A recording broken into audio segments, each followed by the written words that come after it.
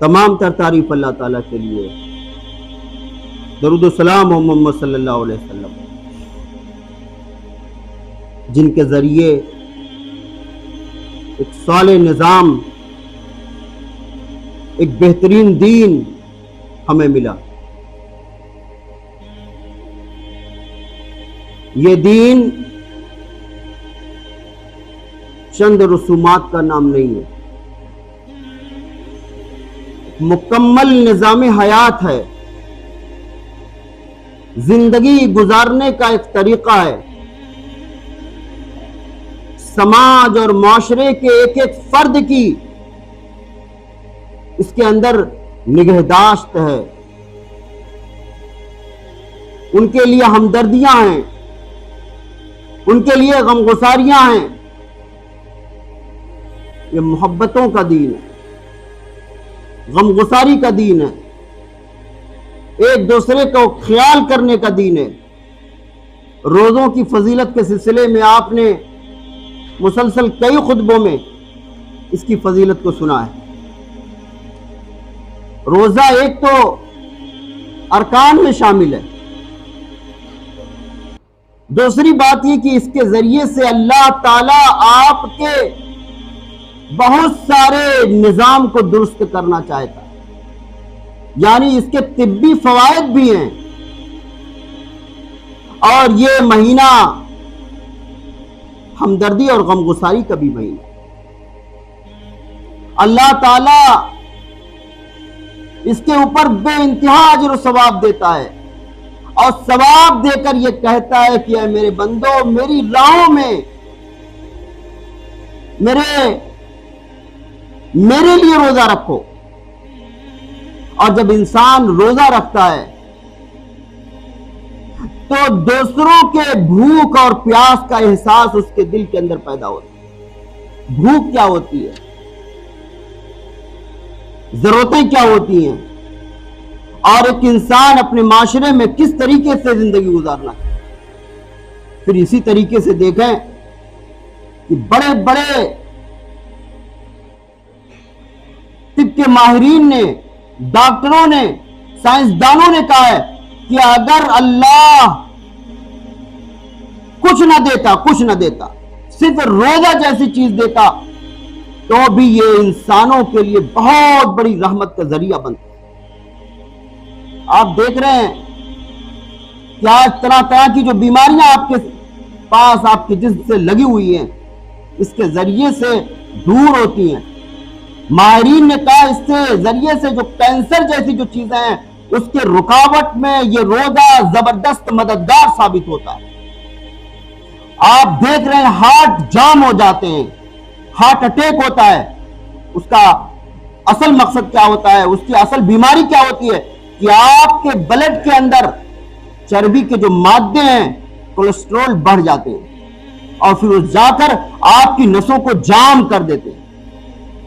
اس کے ذریعے سے، اس روزے کے ذریعے سے اس کو کنٹرول حاصل ہوتا ہے۔ آپ کے باڈی کے اندر کچھ ڈیڈ سیل ہر وقت بنتے اور بگڑتے رہتے ہیں، اور جب آپ روزہ رکھتے ہیں تو آپ کا جسم اس ڈیڈ سیل کو چاٹ جاتا ہے، اس کو بیماریوں میں منتقل نہیں ہونے دیتا ہے۔ تو روزے کے بہت سارے طبی فوائد بھی ہیں۔ اسی طریقے سے یہ مواسات کا مہینہ ہے، ہمدردی کا مہینہ ہے، غمخواری کا مہینہ ہے۔ اور آپ دیکھیں کہ اللہ تعالیٰ نے جو تمہیں نظام عطا فرمایا ہے، وہ نظام اتنا بہترین نظام ہے کہ ایک طرف اللہ کی تعریف ہوتی ہے، جب آپ عید منا رہے ہوتے ہیں تو تکبیر پڑھ رہے ہوتے ہیں، اللہ کی تعریف منا رہے ہوتے ہیں، اور دوسری طرف صدقہ فطر اس نماز کو ادا کرنے سے پہلے آپ نکال رہے ہوتے ہیں۔ صدقہ فطر کو آپ دیکھیں تو سماج کے ہر دبے کچلے ہوئے انسانوں کو آپ اپنی خوشیوں میں شریک کرنا چاہتے ہیں، اس کے بھی جسم کے اوپر کپڑا پہنانا چاہتے ہیں، آج کے دن ساری غلطیوں کو دور کرنا چاہتے ہیں۔ یہ نفس کی جو بیماریاں ہیں،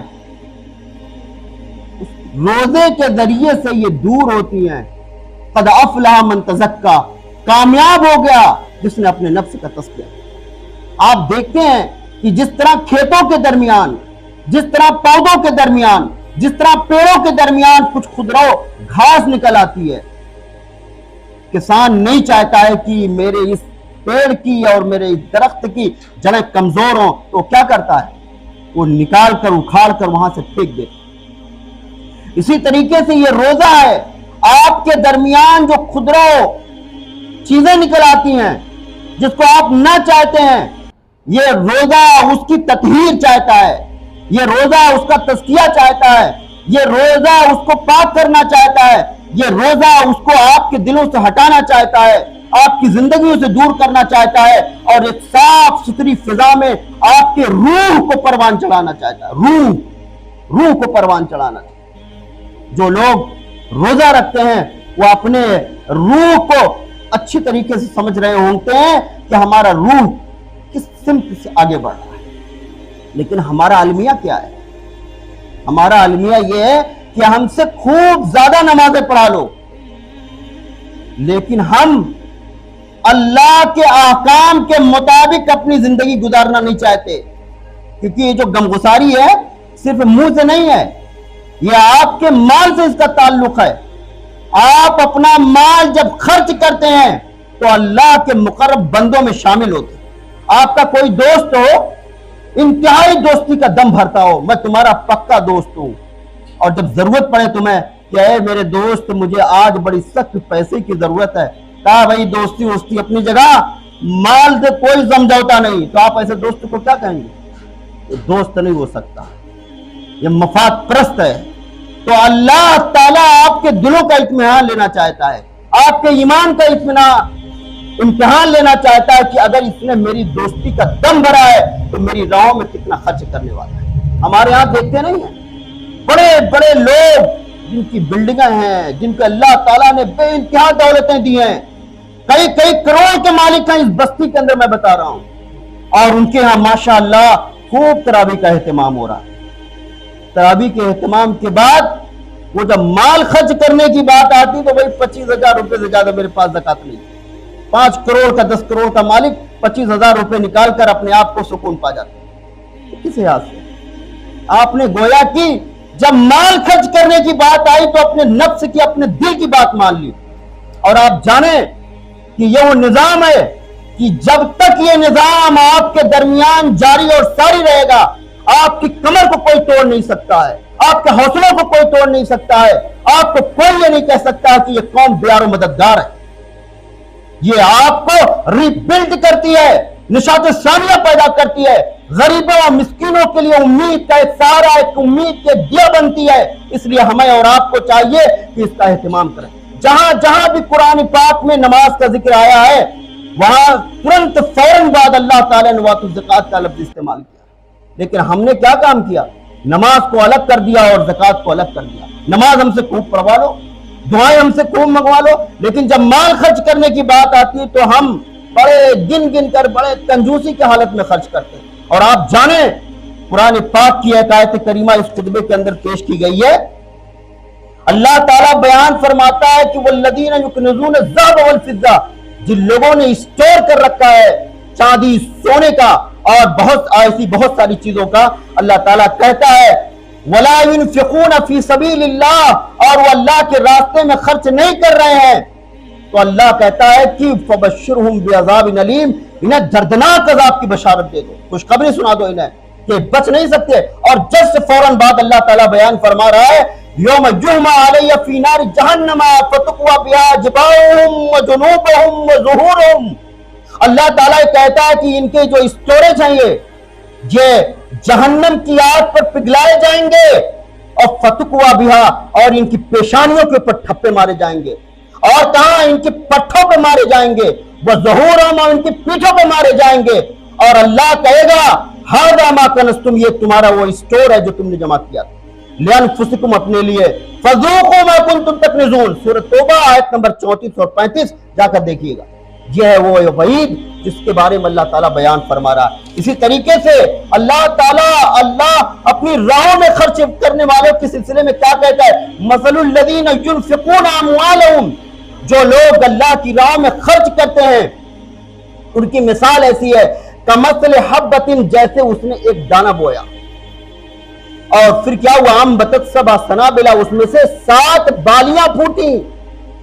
ایک دانہ بویا اور اس میں سے 7 بالیاں پھوٹی۔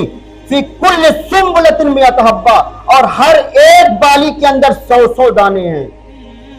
آپ کا صدقہ، آپ کا یہ زکوٰۃ، اس کی فضیلت کے سلسلے میں اللہ تعالیٰ قرآن سورہ توبہ آیت نمبر 261 میں بیان فرما رہا ہے۔ اور اللہ یہ بھی بیان فرما رہا ہے واللہ یضاعف لمن یشاء، اللہ تعالیٰ اس کے بعد بھی جتنا چاہتا ہے وہ اضافہ فرماتا ہے۔ واللہ واسع علیم۔ تو فضیلت دیکھیے، یہ ہے وہ فضیلت ہے۔ تو آپ اپنا تجزیہ کیجئے، آپ اپنا محاسبہ کیجئے کہ آپ کس مقام پر ہیں۔ ہمارے یہاں کیا ہوتا ہے کہ جب امام صاحب عید کے لیے کھڑے ہوتے ہیں تو کہتے ہیں یہ صدقہ فطر ہے۔ اب امام صاحب یہاں کھڑے ہیں، صدقہ فطر کیسے دیں گے لوگوں؟ تو ضرورت اس بات کی کہ پہلے لوگوں کو دے دیا جائے۔ اور آپ کو میں کئی مرتبہ اور اسی منبر و محراب سے کہتا ہوں کہ جب آپ کے معاشرے میں جو چھوٹے بچے ہیں کھیل رہے ہوتے ہیں تو ان میں امیری اور غریبی کا فرق نہیں ہوتا ہے۔ دونوں کے بچے سیم پلیس پر گلیوں میں دوڑتے ہیں، کھیلتے ہیں، اور جب عید کے خوشکن موقع آتے ہیں تو ایک بچہ دوسرے بچے سے کہتا ہے میرے ابو تو جوتا بھی لے آئے، میرے ابو تو ٹوپی بھی لے آئے، میرے ابو تو بنڈی بھی لے آئے، میرے ابو تو نئے کپڑے بھی لے آئے، اور ایک کپڑے ایسے بھی ہیں اور ایک کپڑے ایسے۔ تو جو غریب کا بچہ ہوتا ہے وہ اپنے کھیل کو فوراً اسٹاپ کرتا ہے، ٹھٹکتا ہے اور بھاگتا ہے، اور بھاگتے بھاگتے اپنے ماں کے دامن میں جا کر گرتا ہے۔ لاؤ میرے کپڑے دکھاؤ، وہ فلاں کے کپڑے بن چکے ہیں، فلاں کے جوتے آ چکے ہیں، میرے ٹوپیاں کہاں ہیں؟ بچوں کی خوشیاں ان کپڑوں میں مضمر ہوتی ہیں۔ اے لوگوں، اور سوچو ذرا جس کے باپ نہ ہو، اور کوئی ایسا مسکین جس نے اپنی ضرورت زندگی کے لیے تگ و دو کیا ہو اور اس کے پاس اتنے پیسے نہ ہو۔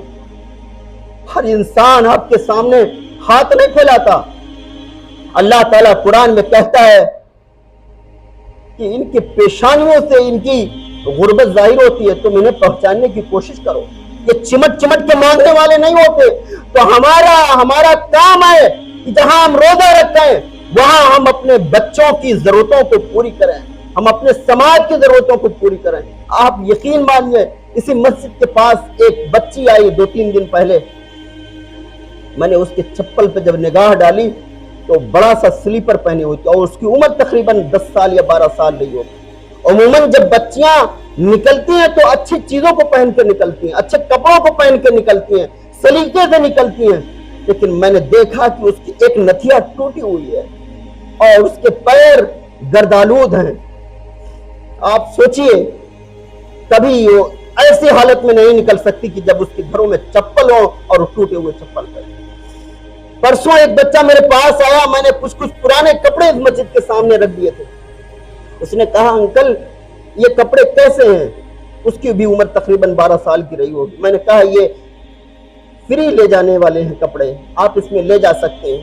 اس کی ہمت نہیں پڑی تھی، میں نے اس کے سہارا دیا، اس کے کندھوں پہ ہاتھ رکھے، اس کپڑے کے پاس لے کر آیا، اسے دکھایا تو اس نے اپنے لیے کئی کپڑے رکھے۔ اب سوچیں، جن ہاتھوں میں بلے اور گیند ہونا چاہیے، جن ہاتھوں میں کھیلنے اور کودنے کے سامان ہونا چاہیے، ان بچوں کی یہ کیفیت ہے کہ میرے پاس اچھے کپڑے نہیں ہیں۔ اے لوگوں، اگر اللہ نے آپ کو ضرورتوں سے زیادہ دیا ہے اور اللہ نے اگر آپ کو اس قابل بنایا ہے کہ آپ زکوٰۃ دے سکتے ہیں، اور اگر آپ زکوٰۃ نہیں دیں گے تو یہ جان لیجئے کہ آپ قیامت کے دن بچ نہیں سکتے۔ ہمارا اور آپ کا کام یہ ہے کہ ہم معاشرے کی ضرورت کو پوری کریں۔ ہمارا کام یہ ہے کہ ہم غریبوں کو غمگسار بن کر اتریں۔ یہ وہ نظام ہے کہ ہر انسان کو اپنی خوشیوں میں شامل کر لیں۔ یہ وہ نظام نہیں ہے کہ اپنی عید کو منانے کے لیے درگاہوں کو جلا دیتا ہے۔ یہ وہ نظام نہیں ہے یہ جو اپنی عید کو منانے کے لیے مسجدوں کے اوپر پتھراؤ کرتا ہے، یہ نظام نہیں ہے کہ جو اپنی عید کو منانے کے لیے غریبوں کے جھگڑیوں کو توڑ دیتا ہے، یہ وہ نظام نہیں ہے جو غریبوں اور مجبوروں کو ستاتا ہے، یہ وہ نظام ہے کہ ہر انسان کو اپنے دامن میں سمو لینا چاہتا ہے، یہ وہ نظام ہے جو ہر ایک کو خوشیاں دینا چاہتا ہے۔ اس نظام کو پہچانو، اگر اس نظام کے اوپر آپ نہیں عمل کریں گے تو پھر کون عمل کرے گا؟ ضرورت اس بات کی ہے کہ جہاں ہم روزہ رکھیں وہاں ہم اپنا جائزہ بھی لیتے رہیں کہ ہم اللہ کے کتنے وفادار اور کتنے دوست ہیں۔ اللہ تعالیٰ سے دعا ہے اللہ تعالیٰ ان باتوں پر ہمیں عمل کرنے کی توفیق عطا فرمائے۔